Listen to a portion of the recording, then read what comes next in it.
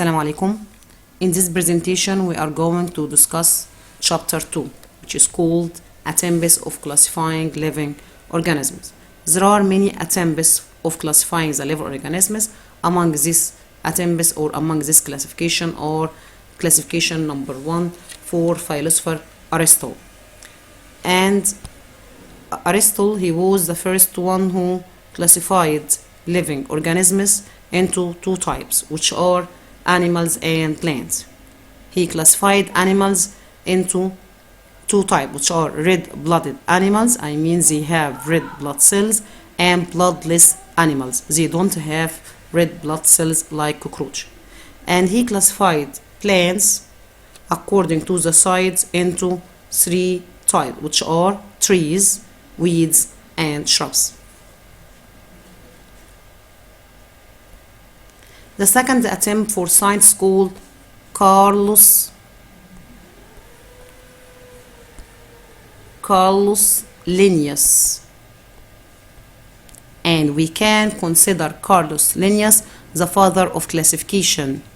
Don't forget that he created the binomial nomenclature system. He created the traditional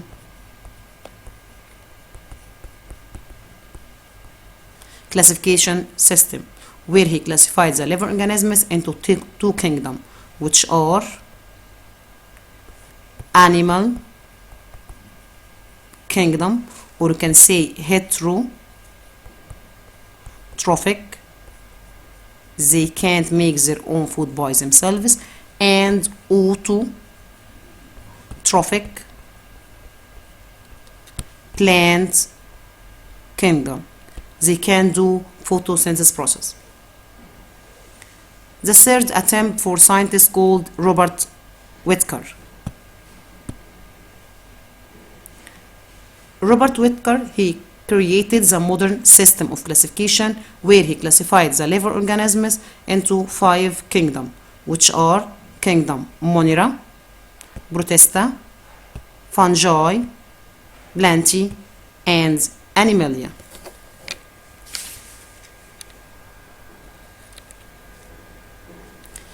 There are some organisms that were not subjected to Whittaker modern classification, or you can say they don't have a level in taxonomy hierarchy.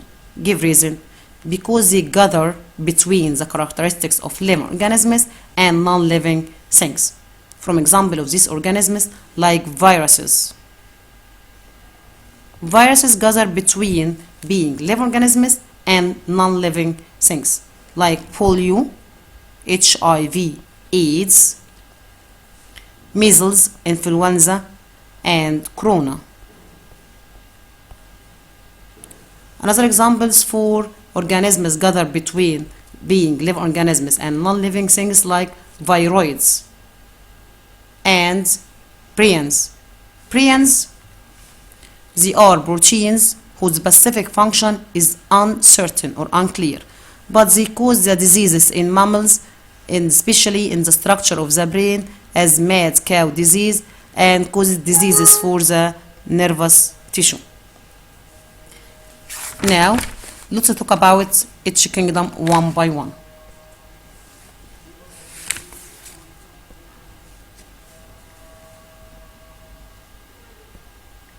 The first kingdom is called Monera. Now we are going to talk about kingdom Monera, the general characteristics of kingdom Monera. The structure. They are unicellular prokaryotic organisms.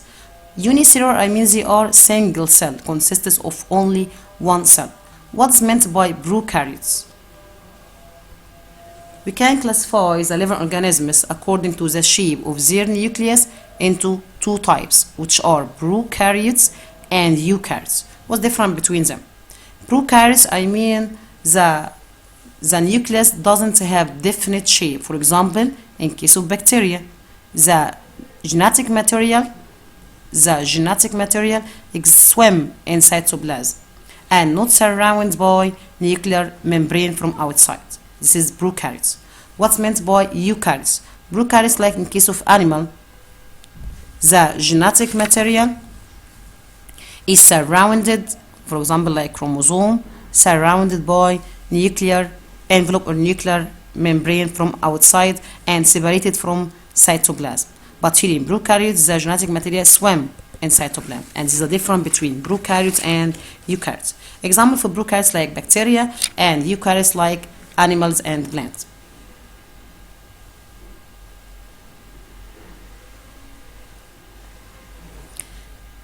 The structure of Monera, as we said before, unicellular prokaryotic organisms, they live alone, single, or in colonies. I mean with colonies and groups.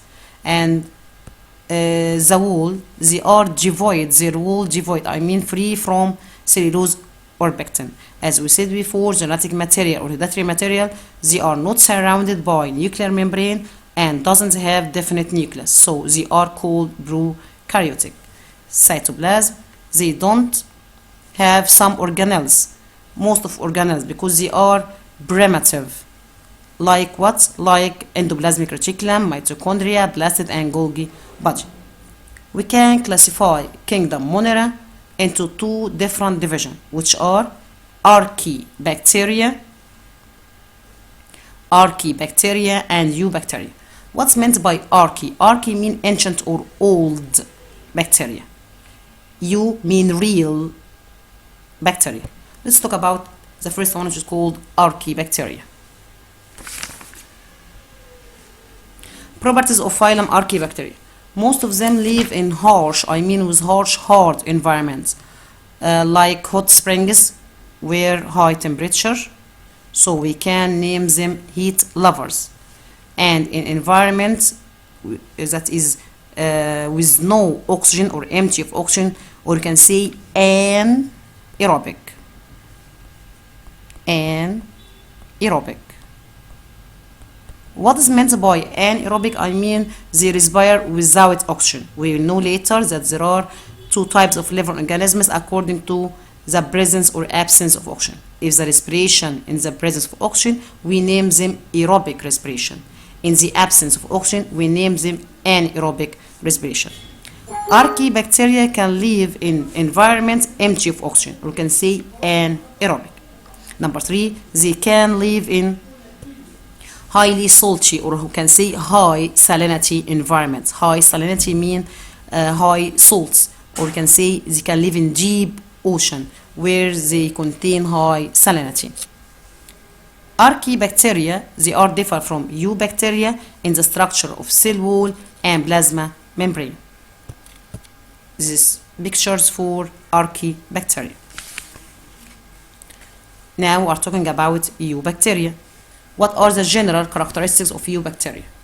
They live everywhere around us. We can find them in air, water, ground, even if inside the body of animals, plants, and the human. Nutrition. They are autotrophic. I mean they can do photosynthesis process. Example like cyanobacteria. Our example is called cyanobacteria. Cyanobacteria like nostoc, where they contain chlorophyll pigment and require sunlight to continue its life. And other are heterotrophic. This is picture for nostoc and cyanobacteria. Reproduction. They reproduce asexually by binary fission. And bacteria are classified according to the shapes into many shapes, which are, we can say, root shaped, spiral shape,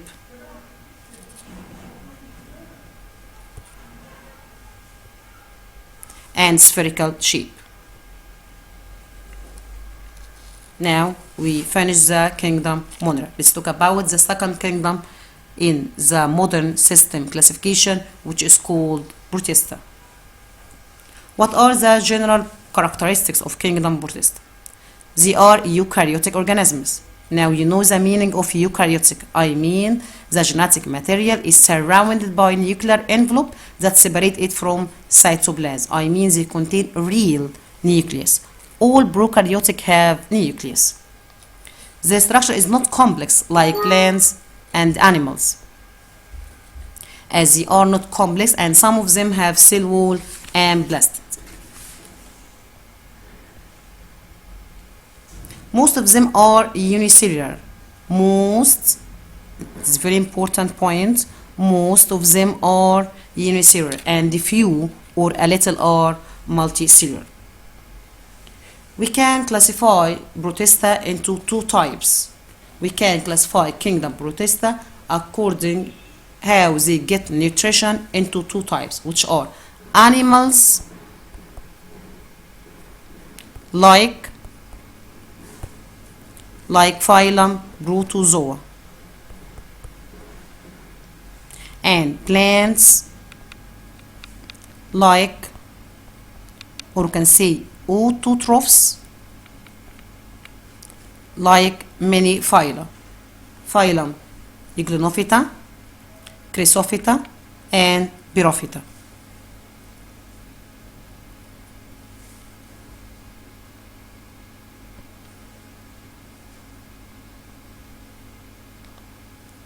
The kingdom is classified into four phyla, which are phylum Protozoa, animals like Euglenophyta, Chrysophyta, and phylum Pyrophyta. Let's talk about the first phylum, which is called Protozoa.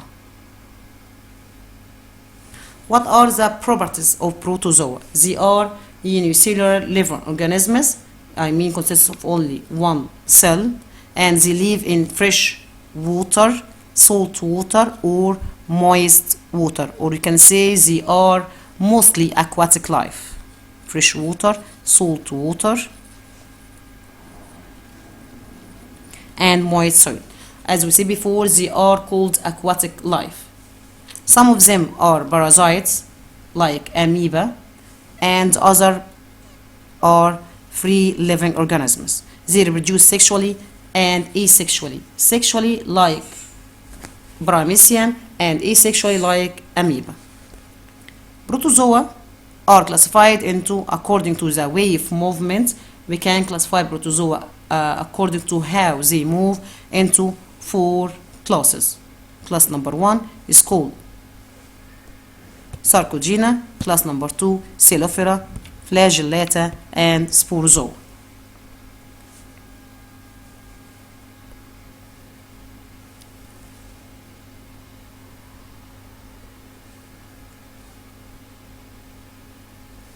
Class number 1 Sarcogena.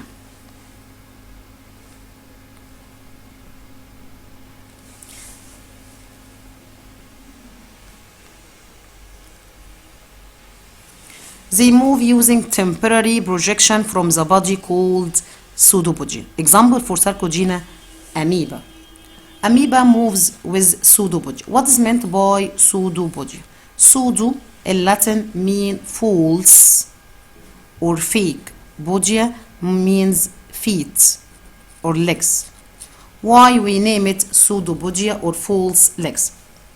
Because they are temporary projection from the cytoplasm of the body. By the way, amoeba, they don't have a specific shape. Actually, amoeba don't have definite shape. Amoeba engulfed by phagocytosis. This is the shape of amoeba.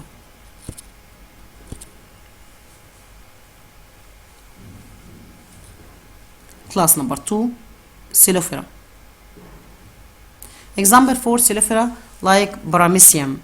Paramecium move by tiny hairs called cilia. This is the shape for Paramecium.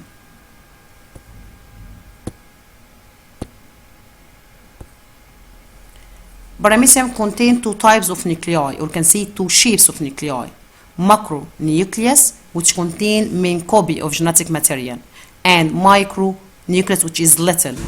And also, Paramecium contain contractile vacuole, which helps in removing the excess water. Class number 3 in this phylum called Flagellata. Class Flagellata, they move using flagella. Flagella, it is look like tail-like structure. Example for Flagellata like Trypanosoma. Trypanosoma cause very important disease, very harmful disease called sleeping disease. This trypanosoma exists where? Exists in the tsetse fly called tsetse fly. We can find these flies in a region as Africa. When tsetse fly bites human, inside the intestine of tsetse fly you can find the trypanosoma. And trypanosoma transfer to the blood of the human and causes many symptoms for the human, like fever, heavy sweat, headache, and he tend to sleep. Without treating the patient in the proper time, he goes into coma, which leads to death. Class number 4, sporozoa. They don't have a method for movement. They don't have no mean for movement as they move with the bloodstream. Example, Plasmodium. Plasmodium causes disease called malaria. It's the shape of Plasmodium malaria. I mean Plasmodium which causes disease called malaria. Plasmodium exists in the transfer to the human through mosquito. Mosquito doesn't cause malaria. Plasmodium does. When mosquito bites a person, it pours Plasmodium into his blood, which transfers to his liver, causing malaria. What are the symptoms of malaria? High temperature, vomiting, coma, which lead to death. Now we are going to talk about the second phylum, which is called Euglenophyta. Euglenophyta phylum. Example for Euglenophyta, Euglena. Euglena is unicellular liver organisms, I mean single cell. They contain green blasts or chloroplasts and perform photosynthesis process. They move by flagella. This is the shape for Euglena. Euglena, as we said before, moves by tail called flagellum. Flagellum is a singular, flagella is the plural. Euglena is gathered between like animal-like because they can move and plant-like because they do photosynthesis process. They don't have roots, they don't have leaves, but they can make or they can do photosynthesis process.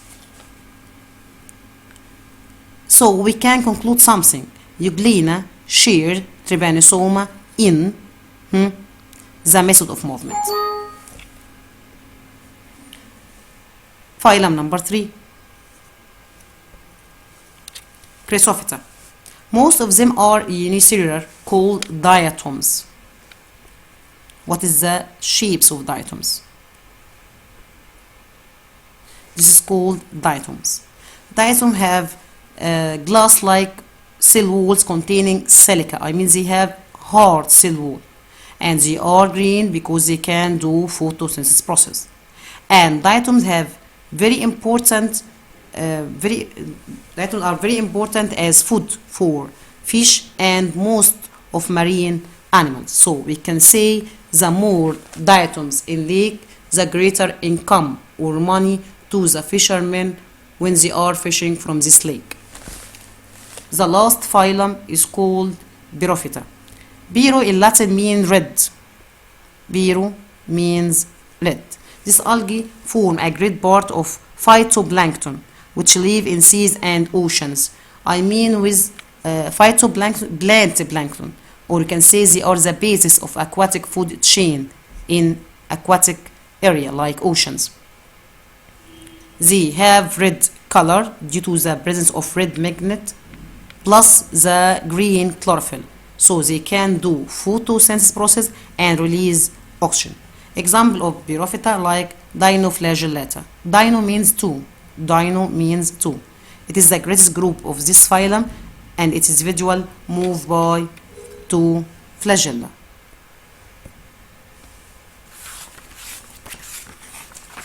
And now thanks for watching.